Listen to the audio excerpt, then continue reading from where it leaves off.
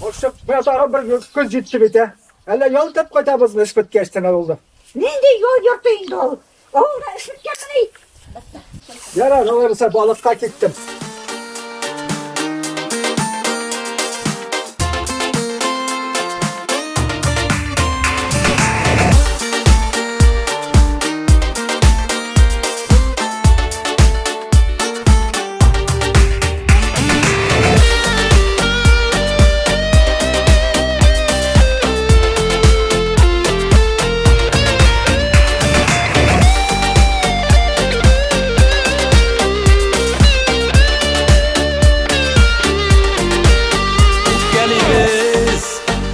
Şaklarda unutabız hislerini.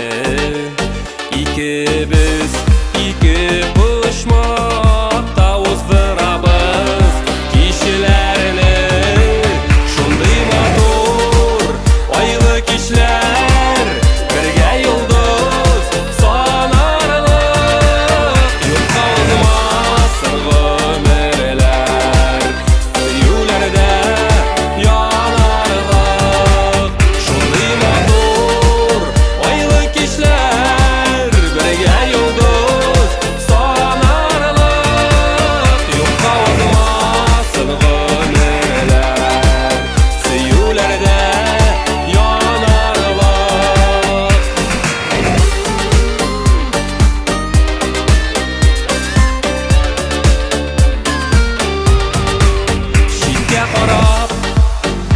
işemiz arada uyutuman tatlı balda başı gibi kaynar şey salkın sıman.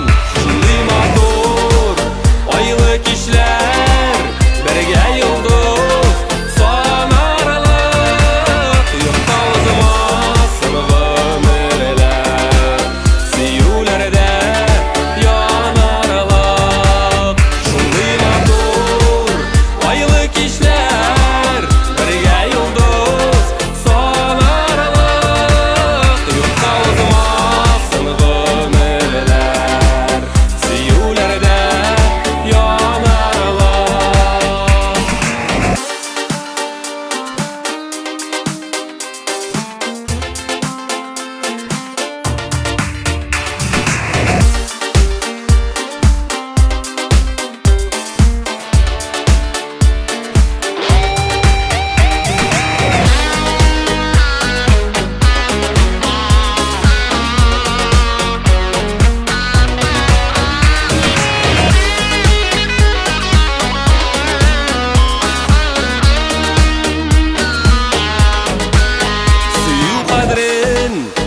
bilip yaşayık uzmasın yalğız kişiler bulsun barı oralar.